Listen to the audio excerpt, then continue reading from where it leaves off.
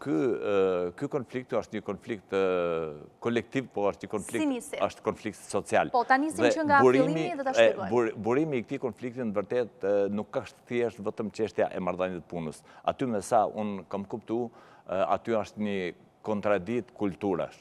Është një luftë e një shoqërie të emancipuar. Aty kemi punëtorë të cilët ka punuar disa vite jashtë shtetit, janë punëtorë të shkolluar, ka punuar në Gjermani, ka punuar në Finland, ka punuar në Francë.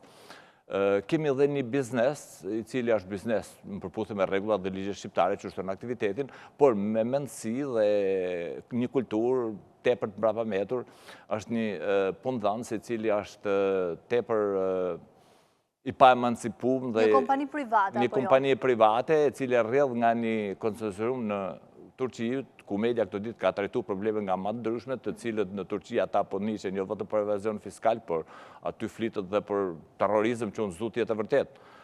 Gjithsesi këto nuk janë punë tona. Punë tona janë përballja, ne kemi kërkuar që të jemi palë në tavolinë, sindikalistët kanë zgjedhur më tash përfaqësinë e tyre, kanë organizuar sindikatën, kanë kryer gjitha procedurat dhe në këtë moment ne kërkuam që duhet të ulemi si përfaqësues të punëtorëve në tavolinë të negociojmë për punë dinjitoze spari, mësa ne fillon edhe çështja e pagave, aty ka shumë probleme me sigurinë e shtetit punë, ka probleme me pagat, ka probleme edhe me një terr informativ për publikun, por veçanërisht për punëtorët, se punëtorët duhet të dinë diçka dhe nga kontrata koncesionare, sepse mbi atë kontratë ata do ndërtojnë dhe kërkesat e tyre.